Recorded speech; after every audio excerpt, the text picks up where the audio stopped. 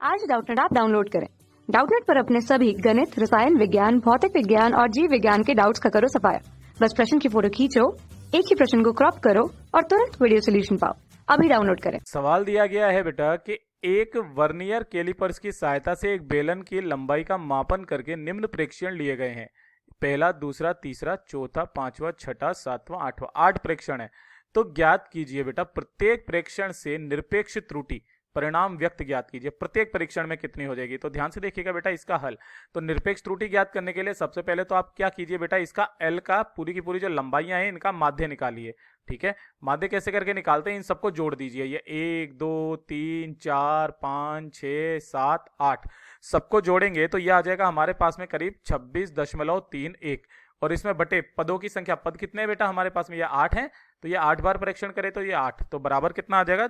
ये आ जाएगा हमारे पास में कितना? 3.2885 के बराबर, जिसको हम लोग लगभग बराबर कितना लिख सकते हैं? 3.29 सेंटीमीटर के बराबर लिख सकते हैं।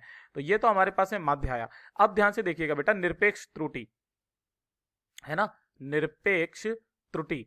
अब वो कैसे करके निकालते हैं निरपेक्ष त्रुटि को बेटा? तो सबसे पहले वाले प्रेक्षण में जो है उसके अंदर से क्या कर देंगे बेटा, जैसे कि हमारे पास वैसे तो हम लोग मोड लेते हैं जब हम लोग माध्य निकालते हैं, लेकिन यहां पर ध्यान से देखिएगा जो पहला परीक्षण है वो है 3.29, इसमें से माइनस कर देते हैं ये वाला परीक्षण। ठीक है, जो माध्य वाला आया है 3.29, तो पहले परीक्षण में कितना आ जाएगा? 0 है।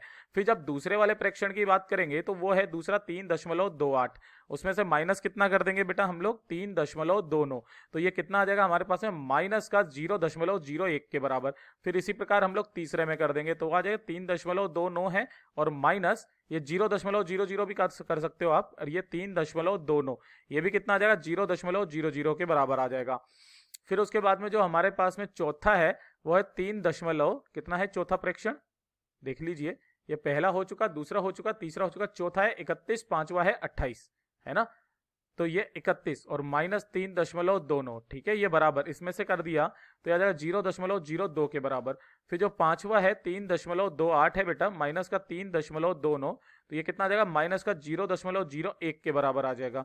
ठीक है, फिर जो हमारे पास में छठा प्रेक्षण है, छठा कितना है? हाँ, हमने कितना किया? अच्छा, ये छठा 27 है, फिर 29 है, फिर 30 है। तो चलिए 27 वाला करते हैं, तो 3.27 माइनस का 3.29 आ जाएगा, तो यह आ जाएगा 0.02, लेकिन ये ऋणात्मक आएगा।